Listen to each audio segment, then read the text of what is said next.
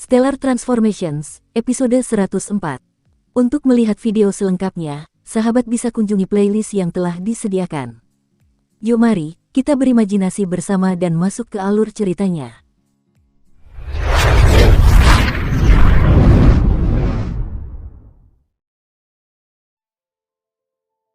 Waktu berlalu, sebulan setelah Qin Yu menginjakkan kaki di samudera astral yang kacau. Siluet hitam bergerak santai menembus ombak samudera astral yang menjulang tinggi. Ombak itu sama sekali tidak memengaruhinya. Mengaum, raungan yang mengandung keagungan luar biasa menggema. Pada saat yang sama, seekor naga air melesat keluar dari dasar laut lalu membubung tinggi ke angkasa. Semua Ferobis di sekitarnya langsung terdiam karena ketakutan. Dunia Ferobis adalah dunia yang kuat. Hanya ketika Ferobis mencapai tahap Duji, mereka bisa menjadi sedikit lebih cerdas. Dan hanya ketika mereka mencapai tahap Dacheng, mereka bisa menjadi secerdas orang biasa. Kebanyakan Ferobis memiliki kecerdasan yang sangat rendah sehingga mereka bahkan lebih tunduk kepada yang kuat. Segera setelah naga air ini mengeluarkan omen itu, tak satu pun Ferobis di sekitarnya berani bersuara. Mereka semua bergerak diam-diam, bahkan aku agak kesulitan memeriksa level jiwanya. Ini pasti Ferobis tingkat Dacheng.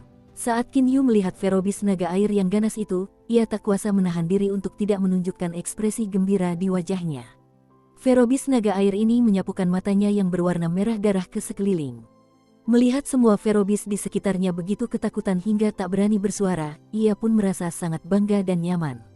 Namun, tak lama kemudian, ia menjadi marah. Matanya yang berwarna merah darah menatap siluet hitam di depannya. Kau seorang Xiu Zhennis. Niat membunuh muncul di mata naga air itu. Di saat yang sama, suaranya yang lantang bergema di langit. Ombak besar samudera astral yang kacau pada dasarnya tak mampu menenggelamkan suara naga air itu. Seorang Xiu Zhennis. Baiklah. Qin Yu mengangguk sambil tersenyum. Bagi Ferobis, makhluk apapun yang bukan Ferobis adalah musuh mereka. Mereka bahkan tidak mengidentifikasi binatang iblis dengan diri mereka sendiri. Lagi pula, binatang iblis lebih cerdas daripada mereka dan mengikuti praktik yang berbeda dari mereka. Di mata Ferobis, makhluk non-Ferobis disebut Xiu Zhennis. Xiu Zhennis adalah makhluk yang paling ingin dibunuh oleh semua Ferobis. Xiu Zhennis, haha, kau tiba-tiba berani berlari ke samudera astral yang kacau. Oh, lumayan, jiwamu sudah hampir mencapai tahap Duji akhir dan akan segera mencapai tahap Dacheng. Tapi Xiu Zhennis, kau harus tahu bahwa kami para Ferobis hampir sekuat binatang dewa. Sebagai Ferobis tahap Dacheng, aku sebanding dengan binatang dewa tahap Dacheng, tapi kau adalah seorang Xiu Zhennis yang bahkan belum mencapai tahap Dacheng. Jadi, kau pasti akan mati. Ferobis naga air itu berkata dengan puas. Bahkan para Xiu Zhennis tingkat Dacheng pun tidak sebanding dengan binatang dewa tingkat Dacheng, jadi tidak masuk akal sama sekali bagi Ferobis naga air untuk percaya diri. Senyum tipis muncul di sudut mulut Qin Yu, menarik, sangat menarik. Kudengar Ferobis tahap Dacheng sama cerdasnya dengan orang kebanyakan. Sepertinya itu benar, aku sudah bertemu banyak Ferobis, tapi kaulah orang pertama yang bisa bicara sebanyak itu. Beraninya kau berkata begitu padaku. Kau mencari kematianmu sendiri. Ferobis naga air itu menjadi marah. Ia langsung berubah menjadi bayangan kabur hanya dengan kibasan ekornya dan dengan cepat menghampiri Qin Yu. Mata Qin Yu berkilat, cincin penguasa api hitam medan gravitasi. Ferobis naga air tiba-tiba merasa seolah-olah tubuhnya ditekan oleh gunung. Karena sama sekali tidak siap, gerakannya langsung terdistorsi dan tubuhnya jatuh tak terkendali. Mengingat kekuatan Qin Yu saat ini, medan gravitasi yang dihasilkannya memang luar biasa kuat, tetapi tidak dapat dilawan oleh Ferobis naga air tingkat Dacheng. Medan gravitasi ini jelas tidak dapat melukainya. Namun, aku sama sekali tidak ingin melukainya. Aku hanya butuh kesempatan. Sudut mulut Qin Yu terangkat. Seluruh tubuhnya akhirnya bergerak. Saat naga air Ferobis yang sama sekali tidak siap terjatuh karena tekanan medan gravitasi, Qin Yu bergerak. Seperti kilat, sebagai Ferobis tahap Dacheng, naga air ini secara alami bereaksi cepat. Setelah jatuh beberapa jarak, ia melepaskan diri dari medan gravitasi. Melihat Qin Yu datang, naga itu langsung menatapnya dengan dingin. Xiu Zhennis, datanglah dan serahkan hidupmu. Suara naga air bergema di benak Qin Yu. Ini tak lain adalah komunikasi indera suci. Hanya senyum penuh arti yang tersungging di wajah Qin Yu saat ini, yang mengirimkan hawa dingin ke seluruh tubuh naga air itu. Bagaimana mungkin Ferobis tingkat Dacheng sepertiku takut pada seorang Xiu Zhennis yang belum mencapai tingkat Dacheng seperti dia? Kata Ferobis naga air itu, menghibur diri. Di saat yang sama, ia memfokuskan seluruh perhatiannya untuk menghadapi Qin Yu. Cepat, Qin Yu telah tiba. Saat dia mendekati naga air Ferobis. Kondisi siap tempur terbaik yang telah disiapkannya hancur. Tubuhnya ambruk seolah-olah seseorang telah menghancurkan gunung besar di atasnya. Cincin penguasa api hitam medan gravitasi. Baru pada saat-saat terakhir, ketika Qin Yu baru saja mendekati naga air, dia menggunakan medan gravitasi lagi. Puff, pedang pendek Qin Yu diayunkan langsung ke perut naga air tersebut. Karena Ferobis naga air tersebut awalnya terpengaruh oleh medan gravitasi, gerakannya terdistorsi, sehingga ia dipukul dalam posisi tak berdaya oleh Qin Yu. Darah kemudian mengalir keluar dari perutnya. Raung, Ferobis meraung dengan marah. Karena sudah gila, ia mengabaikan segalanya dan langsung mencakar Qin Yu, berniat membunuhnya saat itu juga. Namun, ia memandang cakar naga air itu seolah-olah tidak ada. Puff, tubuh Qin Yu sekeras baja dan selembut sutra. Cakar naga itu hanya meninggalkan luka di tubuhnya. Yang lebih menakjubkan, luka sepanjang 10 cun ini sembuh total dalam sekejap mata. Melihat pemandangan ini, bahkan naga air Ferobis pun tercengang. Saat itu melukai Qin Yu, dia juga melakukan gerakan mematikan. Merusak, dengan ekspresi muram, dia membuat isyarat tangan menggunakan kedua tangannya dan berteriak dengan dingin. Pedang pendek abadi tingkat menengah berubah menjadi seberkas cahaya dan menembus luka di perut Ferobis naga air. Segera setelah itu, pedang pendek itu menembus kepalanya. Energi pedang pemecah langit yang terkandung di dalamnya kemudian melesat keluar dan mencekik jiwanya. Hanya dengan menggunakan medan gravitasi dan tubuhku, aku berhasil membunuh seekor Ferobis tingkat Dacheng. Mungkin Ferobis tingkat Dacheng sudah bisa menandingi Lus Immortal tingkat ke-5 atau ke-6. Qin Yu meraih Neidan dan tersenyum acuh tak acuh. Para makhluk abadi yang lepas dari kesusahan ketiga dapat disamakan dengan para Siuxianis tingkat Dacheng biasa. Namun, Ferobis naga air tingkat Dacheng sekitar 10 kali lebih kuat daripada Siuxian tingkat Dacheng biasa. Oleh karena itu, dapat dikatakan bahwa Ferobis tingkat Dacheng dapat menandingi Lus Immortal tingkat ke-5 atau ke-6. Tubuh Qin Yu yang kuat dan ketahanannya yang luar biasa memainkan peran penting dalam kemampuannya membunuh naga air tersebut. Medan gravitasi, yang tiba-tiba muncul dan menghilang, menyebabkan serangan musuh selalu di luar kendali, juga sangat penting. Selain itu, serangan luar biasa dari senjata abadi tingkat menengah merupakan faktor kunci lainnya. Dengan gabungan ketiga faktor tersebut, wajar saja bila Ferobis naga air stadium Dacheng ini terbunuh. Aku telah memperoleh Neidan Ferobis tahap Dacheng ini. Jika aku memurnikan dan menyerapnya, mungkin aku bisa mencapai tahap Duji Tengah. Qin Yu menghitung dalam hatinya. Bagus, misi hari ini telah selesai. Ayo kita mulai penyempurnaannya. Ia tiba-tiba menyelam ke samudera astral yang kacau sambil tersenyum, langsung menuju dasar laut. Samudera astral yang kacau jauh lebih dalam dari perairan biasa. Kini tubuhnya sangat kuat sehingga ia langsung terjun ke kedalaman beberapa puluh kilometer. Ini jurang yang gelap, sinar matahari tidak dapat mencapai tempat ini. Satu-satunya sumber cahaya di sini adalah beberapa tanaman bercahaya khusus yang memancarkan cahaya redup. Qin Yu mengendalikan esensi suci unsur dan memikirkannya. Sebuah istana raksasa segera muncul di dasar lautan. Tentu saja, ia masuk ke dalam istana dengan mudah. Dalam sekejap, istana besar yang cemerlang itu tiba-tiba berubah menjadi barisan pegunungan bawah laut yang tampak sangat biasa saja, tidak ada bedanya dengan barisan pegunungan bawah laut lainnya. Di dalam rumah abadi Qin Yu, di kursi geladak di taman belakang, Qin Yu minum segelas air mata air lalu bergumam dalam hati, formasi pertahanan dan mantra rumah abadi Qin Yu sungguh tidak buruk. Bahkan mantra ilusi paling dasar pun sudah sangat bagus. Seharusnya hanya sedikit yang bisa menembus mantra ilusi yang dibuat oleh Kaisar Abadi Niyang. Meskipun rumah abadi Qin Yu besar, itu tidak ada apa-apanya dibandingkan dengan wilayah samudera astral yang hampir tak terbatas, sehingga dapat ditempatkan di jurang bawah laut manapun atau celah manapun di pegunungan bawah laut tertentu. Ditambah lagi dengan mantra-mantra ilusi tersebut, hampir mustahil bagi siapapun untuk menemukan rumah itu. Setelah meminum air mata air, Qin Yu duduk bersila di tengah taman belakang. Ia kemudian mulai memurnikan Neidan Ferobis tahap Dacheng. Di dalam dantian Qin Yu, terdapat gumpalan api di pusat inti matahari, inti planet tersebut. Itu adalah api bintang Qin Yu. Saat ini, api bintang tersebut berubah menjadi ungu sepenuhnya. Seiring meningkatnya kekuatan Qin Yu, inti surya juga membesar secara bertahap dan semakin banyak bagian dalam planet di dantiannya menjadi bagian dari inti surya. Tahap Duji adalah proses inti matahari tumbuh lebih besar dan lebih murni. Setelah setengah bulan, Qin Yu akhirnya selesai memurnikan dan menyerap semua Neidan. Dia tidak dapat menahan perasaan bingung ketika dia memeriksa kekuatannya. Tahap Duji sebagian besar mengolah inti surya. Pada saat yang sama, tahap ini juga menempa tubuh menggunakan api inti surya. Tahap ini sangat sulit untuk dipraktikkan. Inti matahari tidak hanya perlu menyerap lebih banyak energi untuk tumbuh lebih besar, tetapi juga perlu dimurnikan agar energinya menjadi lebih murni.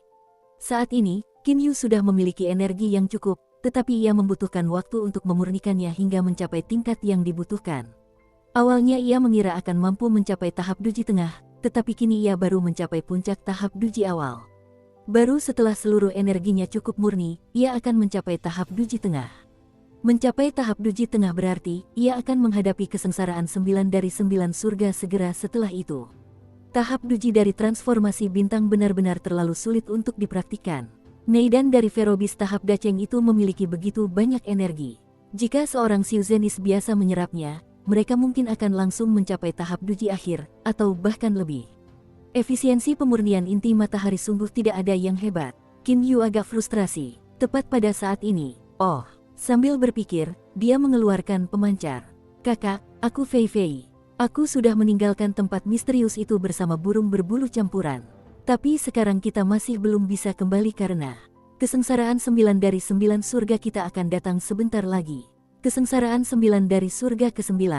Qin Yu langsung tersenyum. Beberapa waktu lalu, ia menerima kabar bahwa Fei Fei dan Xiao Hei telah mencapai tahap awal Duji. Jadi sekarang bukan tidak mungkin mereka akan menghadapi kesengsaraan langit ke-9 dari 9. Aku penasaran ke tempat misterius mana Paman Lan membawa mereka waktu itu. Ia berpikir ragu-ragu. Di saat yang sama, ia mengirim pesan, Fei Fei, Xiao Hei, kalian harus berhati-hati dengan kesengsaraan 9 dari 9 surga. Menurut catatan yang ditinggalkan guruku, ini adalah kesengsaraan tersulit untuk diatasi. Semakin kuat seseorang, semakin dahsyat kesengsaraan 9 dari 9 surga yang mereka alami. Dulu, Lei Wei membunuh begitu banyak ahli sebelum menghadapi kesengsaraannya, tetapi ia sebenarnya tidak kehilangan terlalu banyak energi dalam pembantaiannya. Namun, ia hanya mampu menahan 8 petir pertama dari kesengsaraan 9 dari 9 surga. Kalau saja para ahli itu tidak mengepung dan menyerangnya, sehingga dia bisa menghadapi cobaan itu dalam keadaan yang sempurna, sebenarnya masih sangat sulit untuk mengatakan apakah dia akan berhasil. Kami tahu, Kak, untuk saat ini, mari kita bicarakan tentang binatang suci seperti kami. Sebenarnya, banyak binatang suci yang gagal melewati kesengsaraan 9 dari 9 surga. Kami memang berbakat, tetapi kesengsaraan 9 dari 9 surga kami bahkan lebih luar biasa kuatnya. Hou Fei mengirim pesan dengan frustrasi. Xiao Hei juga mengirim pesan, kakak, ku dengar Paman Lan bilang kalau pemimpin klan naga itu naga emas bercakar 5, binatang dewa tertinggi. Dia juga gagal melewati kesengsaraan surga ke-9 dari 9 dan sekarang menjadi iblis lepas kesengsaraan ke-12. Pemimpin klan naga gagal mengatasi kesengsaraan 9 dari 9 surga. Terkejut, Qin Yu langsung mengirim pesan, kalau begitu kalian berdua harus sangat berhati-hati. Kalau gagal, kalian harus tinggal di dunia fana setidaknya selama 10.000 tahun. Haha, jangan khawatir, dengan arahan yang diberikan Paman Lan, aku dan burung berbulu campuran itu benar-benar yakin bisa melewati kesengsaraan surga 9 dari 9, kata Hou Fei dalam sebuah pesan. Kakak, kami cukup yakin bisa melewati kesengsaraan 9 dari 9 surga. Jangan khawatir, kata Hei Yu dalam sebuah pesan. Setelah itu, Qin Yu, Hou Fei dan Hei Yu mengobrol cukup lama sebelum mereka berhenti saling mengirim pesan. Dukung terus channel YouTube Sapta Novel. Berkat obrolan ini, Qin Yu pun tahu bahwa kesengsaraan 9 dari 9 surga sangatlah mengerikan dan semakin kuat seseorang, maka semakin dahsyat kesengsaraan 9 dari 9 surga yang dimilikinya. Benua Tenglong. Setelah 4 dewa longgar generasi San kembali ke benua Tenglong, mereka diam-diam membocorkan sepotong informasi yang dengan sangat cepat menyebar ke eselon atas benua. Informasi ini adalah, senior Lus Immortal di balik menara Stellar sangat kuat. Gabungan keempat Lus Immortal generasi San bahkan tak mampu menahan satu gerakan pun yang ia lakukan.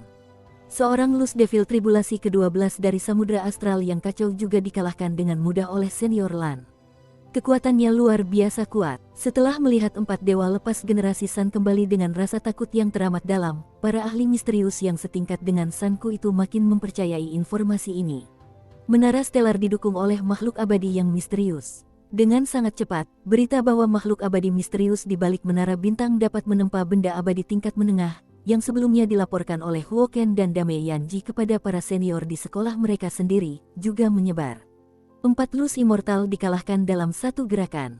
1 Luz Devil Tribulation ke-12 dikalahkan. Berhasil menempa item Immortal kelas menengah. Informasi-informasi ini langsung membuat para ahli iblis lepas yang siap beraksi ketakutan. Seperti yang terjadi di Kuil Kingsu, ketika ahli nomor 1 Istana Yinyu mengirimkan informasi tentang alam Ni yang kepada utusan dunia iblis, utusan tersebut segera mengirimkan informasi ini kepada kaisar iblis mereka, yang kemudian memberikan perintah. Diagram penghancur langit. Kaisar iblis itu ingin mereka berusaha sekuat tenaga untuk merebut diagram lainnya. Akan tetapi, setelah berita mengenai makhluk abadi misterius yang disebut Paman Lan telah menyebar ke seluruh benua Tenglong, para ahli iblis longgar itu tidak lagi berani untuk gegabah pergi dan menyerang Menara Bintang. Bagaimanapun, ia didukung oleh seorang ahli super misterius yang dapat mengalahkan iblis lepas kesusahan ke-12 dengan mudah. Benua Tenglong, di dalam aula ethereal Istana Yinyu. Saat ini, cukup banyak ahli Siumo berkumpul di aula ethereal ini. Dua yang terlemah di sini adalah iblis lepas tribulasi ketiga Huoken dan iblis lepas tribulasi keempat Dame Yanji. Keduanya duduk dengan hormat di posisi terendah di aula utama. Dapat dikatakan bahwa Dame Yanji dan Huoken biasanya menjelajahi benua Tenglong sesuka hati. Mereka mampu melakukannya karena sebagian besar Luz Demon dan Luz Immortal dari tribulasi keempat ke atas telah pergi ke Samudra Astral yang kacau. Bahkan mereka yang tetap tinggal pun telah berlatih diam-diam di tempat-tempat rahasia sekolah mereka masing-masing. Di aula ethereal Istana Yinyu hari ini, selain Huoken dan Dame Yanji, ada beberapa iblis lepas besar.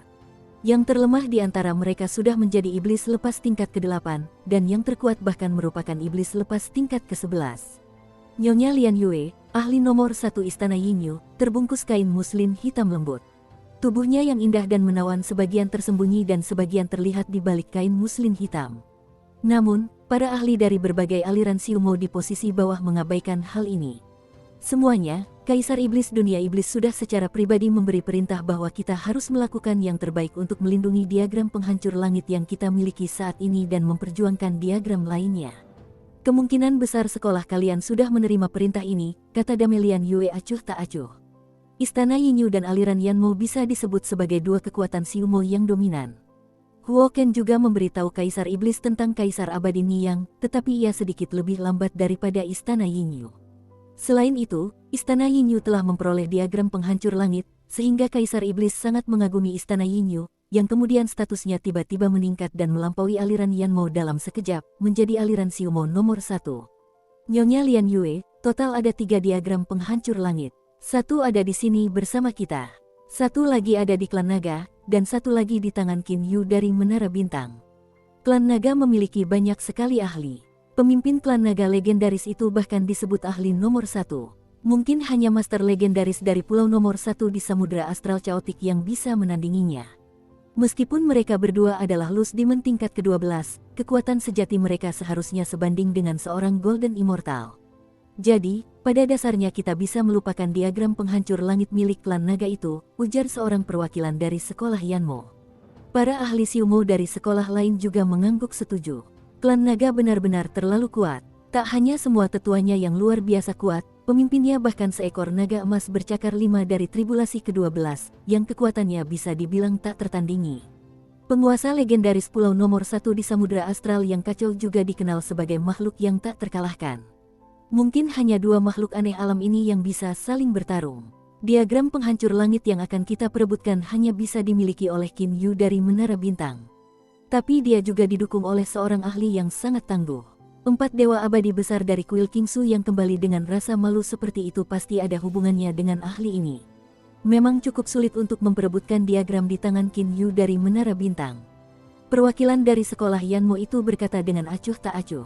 Huoken, ceritakan pada semua orang tentang apa yang terjadi di luar rumah abadi 9 pedang saat itu. Pakar dari sekolah Yanmo itu berkata kepada Huoken, muridnya di sekolah itu.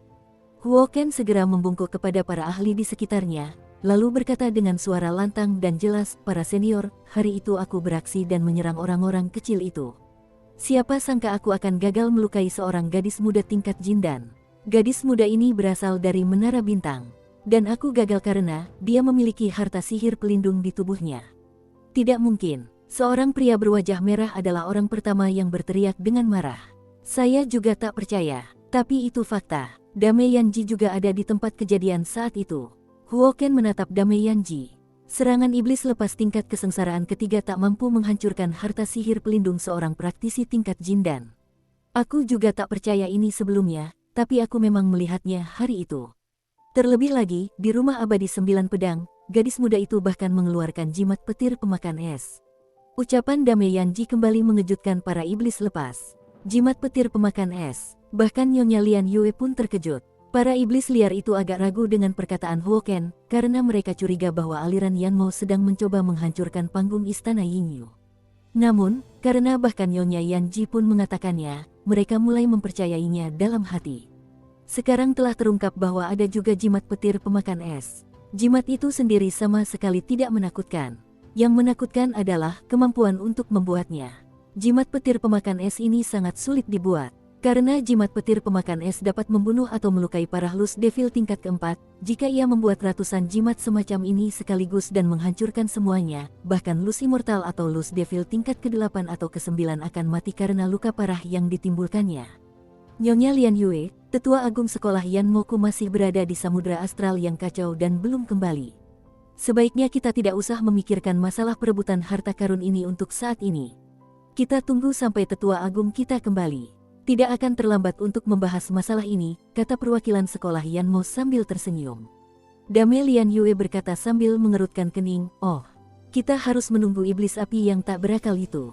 Iblis api tak lain adalah julukan tetua agung aliran Yanmo, yang sangat kuat dan juga merupakan iblis lepas tingkat kesengsaraan ke-11. Ia sering menentang Dame Lian Yue.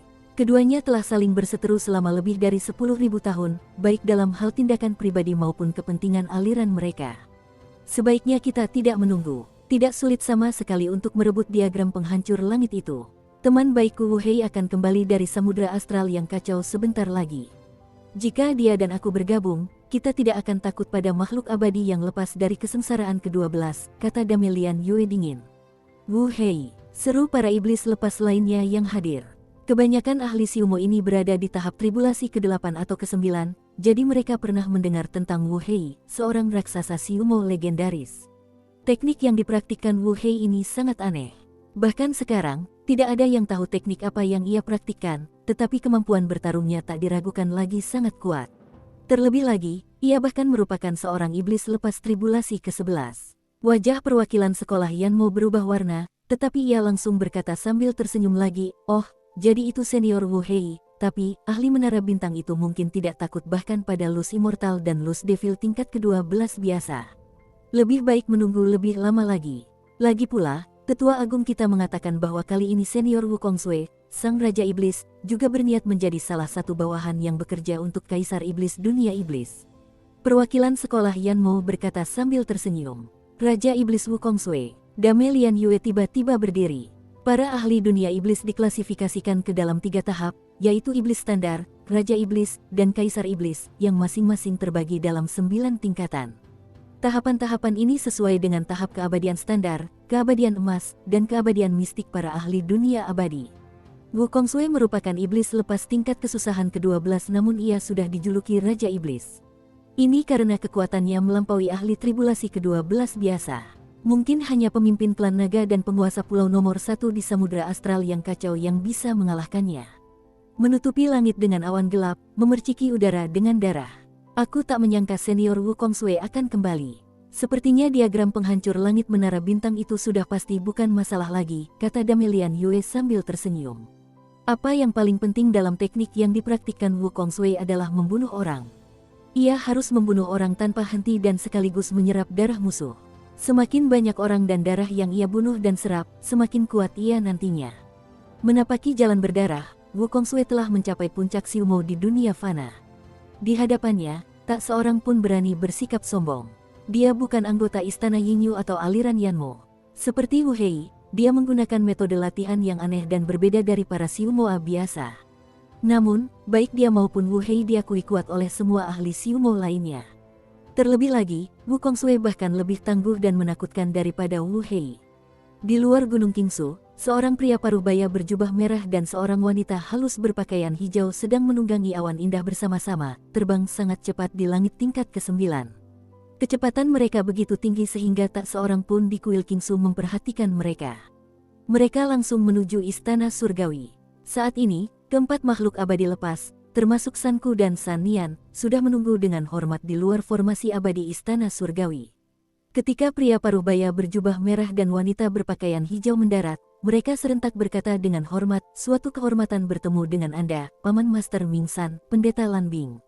Pria parubaya berjubah merah itu melambaikan lengan bajunya dan berkata sambil tersenyum, "Kalian semua berdiri. Aku butuh banyak usaha untuk mengundang Pendeta Lanbing untuk membantu. Kalian harus memperlakukannya seperti senior kalian di sekolah, mengerti?" "Kami mengerti," kata keempat pakar generasi San dengan patuh. Kubu Siumois memiliki diagram penghancur langit, begitu pula klan naga, tetapi kubu Siuxianis tidak memiliki diagram. Oleh karena itu, para ahli Siuxian di Samudra Astral Chaotic kini kembali ke sekolah mereka. Semua ahli Siuxian legendaris yang telah meninggalkan sekolah mereka selama ribuan tahun kini kembali ke benua Tenglong dari Samudra Astral Chaotic. Pendeta Lanbing adalah seorang lus immortal yang diundang secara pribadi oleh Mingsan. Kekuatannya hampir sama dengan Mingsan. Keduanya adalah lus immortal tingkat ke-11. Di dalam istana surgawi, Sanku, kakak seniorku sudah mengirim pesan. Sekarang para Siumois itu hanya punya Lian Yue, tapi tinggal beberapa hari lagi sampai kakak seniorku kembali. Kalau sudah waktunya, kita harus merebut diagram penghancur langit mereka secepat kilat. Selama ini, kau harus menjelaskan semua informasi tentang para Siumois itu, kata Mingsan dengan sungguh-sungguh. Pakar nomor 1 sejati kuil Kingsu adalah Pendeta Ming Liang. Ketika makhluk abadi yang lepas dari kesengsaraan ke-12 ini kembali, kuil Kingsu akan segera melancarkan serangan pertamanya. Daripada menyerang makhluk abadi tak terduga dari menara bintang itu, lebih baik dia mengambil inisiatif dan menyerang para ahli Siumo. Jangan khawatir, Paman Master. Berdasarkan informasi Gansu, kami dapat menyimpulkan bahwa Yanji dari Istana Yinyu telah memperoleh lukisan tinta. Kami juga menduga banyak ahli akan berkumpul di Istana Yinyu, dan ini telah diverifikasi oleh intelijen kami. Para iblis yang tidak muncul setidaknya selama beberapa ribu tahun semuanya telah bergegas ke Istana Yinyu, kata Sanku dengan hormat. Mingsan mengangguk sambil tersenyum puas. Semuanya akan tercapai ketika Pendeta Ming Liang kembali. Satu-satunya iblis lepas dari kesengsaraan ke-11 yang dimiliki musuh saat ini adalah Dame Lian Yue. Mereka akan memanfaatkan kelemahan musuh karena para ahli lainnya tidak dapat kembali dari Samudra Astral yang kacau tepat waktu untuk merebut diagram terlebih dahulu. Samudra Astral yang kacau membentang lebih dari 10 miliar li. Para ahli Siumo itu berada di wilayah samudra yang berbeda, sehingga mereka membutuhkan waktu yang berbeda untuk kembali. Namun, Pendeta Ming Liang, seorang lus immortal tingkat ke-12 dan pemimpin spiritual para Siuxianis, yang sedang bergegas kembali, sudah lama memutuskan untuk memanfaatkan perbedaan waktu ini untuk merebut lukisan tinta para ahli Siumo sekaligus. Di Samudra Astral yang kacau, Qin Yu sama sekali tidak tahu apa-apa tentang kekuatan Samudra Astral yang kacau. Ia juga tidak tahu bahwa beberapa ahli dari berbagai aliran Siumo dan Siuxian super besar sedang bergegas kembali ke benua Tenglong dari samudra ini. Samudra Astral yang kacau terbagi menjadi dua kelompok kekuatan utama, yang satu terdiri dari para senior Siuzen yang berasal dari berbagai sekolah besar di benua Tenglong. Kelompok lainnya adalah campuran dari semua jenis Siuzenis. Banyak dari mereka adalah iblis lepas binatang terbang yang secara alami hidup di lautan ini. Ada juga iblis lepas binatang bersisik yang bukan anggota klan naga dan beberapa iblis lepas binatang berlari yang berasal dari alam liar. Di saat yang sama, ada juga iblis lepas independen dan makhluk abadi lepas. Wu Kongsui, Wu Hei dan Pendeta Lanbing semuanya independen. Mereka tidak diwajibkan bekerja untuk sekte Siumo atau Siuxian manapun. Kali ini, mereka melakukannya terutama untuk keuntungan mereka sendiri. Mungkin mereka berharap dapat ditempatkan di posisi penting setelah naik ke dunia abadi atau dunia iblis. Ada aturan yang sangat ketat di Samudra Astral Chaotic, yaitu, tidak ada kekuatan faksi dari benua Tenglong yang diizinkan muncul di Samudra Astral Chaotic. Misalnya, meskipun Pendeta Ming Liang dan Pendeta Ming San sangat kuat, mereka tidak boleh membayangkan bahwa mereka dapat membangun kekuatan di Samudra Astral yang kacau. Aturan ini telah diwariskan selama bertahun-tahun yang tak terhitung jumlahnya dan juga dinyatakan oleh 3 pulau utama. Para penguasa 3 pulau utama Samudra Astral yang kacau selalu merupakan iblis lepas non-klan naga, iblis lepas independen, atau makhluk abadi lepas independen. Singkatnya, para penguasa Samudra Astral yang kacau jelas bukan para ahli senior dari sekolah-sekolah di benua Tenglong. Sementara arus bawah bergolak di benua Tenglong, dan sementara para ahli kesusahan ke-10, kesusahan ke-11 dan bahkan kesusahan ke-12 bergegas kembali dari samudra astral yang kacau, Qin Yu masih diam-diam melanjutkan perjalanan latihannya. Siluet melesat keluar dari dasar lautan di tengah gelombang yang tak terhitung jumlahnya, lalu menembus gelombang itu dengan nyaman. Meskipun air laut memercik ke tubuhnya dan angin laut menerpanya, Qin Yu bergerak maju seolah sedang berjalan-jalan, matanya mengamati sekeliling sesuka hati. Setelah menyerap Nei dan Ferrobis tahap Dacheng terakhir kali, ia telah mencapai puncak tahap Duji awal. Setelah semua energi inti surya menjadi cukup murni, ia akan melangkah ke tahap Duji tengah. Saat ini, dia tidak terburu-buru membunuh Ferrobis karena dia bermaksud menangkap beberapa. Mengapa dia ingin menangkap Ferrobis? Sekarang aku punya 4 kalung binatang suci. Kalau aku mau menangkap Ferrobis, tentu saja aku harus berusaha keras menangkap beberapa yang kuat. Senyum tipis tersungging di wajah Qin Yu, tetapi matanya masih mengamati sekeliling dengan saksama. Saat ini, jiwanya masih berada di puncak tahap Duji akhir, jadi jika ada Ferrobis tahap Dacheng, ia tidak akan mampu mengamatinya dengan indera sucinya dan tidak punya pilihan lain selain mengandalkan matanya. Menelusuri ombak, mencari dengan cermat, Qin Yu sangat beruntung. Setelah menghabiskan setengah hari, ia akhirnya menemukan target. Hanya saja target ini bahkan melebihi harapannya. Saking bagusnya, ia pun bersemangat. Area perairan ini berwarna hitam kebiruan. Tidak ada Ferrobis dalam radius beberapa puluh li darinya. Setelah menemukan area ini, Qin Yu mengamatinya dengan saksama. Karena tidak ada Ferrobis di sekitar tempat ini, kemungkinan besar ada Ferrobis yang sangat tangguh di sini. Bahkan, ia melihat siluet hitam berjalan di atas air di kejauhan, di dalam area perairan hitam kebiruan ini. Ketika ia mengamati siluet hitam itu lebih dekat, ia melihat bahwa panjangnya sekitar 4 hingga 5 meter dan tingginya 2 hingga 3 meter, kepalanya tak disangka berbentuk kepala naga dan sekujur tubuhnya ditutupi oleh sisik hitam seperti naga hitam, hanya saja ia memiliki 4 kuku. Binatang suci tinta kilin. Mata Qin Yu berbinar. Melihat kilin tinta, ia langsung memutuskan untuk menangkapnya dan menjadikannya binatang suci pertamanya. Catatan, kilin adalah hewan mitologi Tiongkok alias unicorn Tiongkok.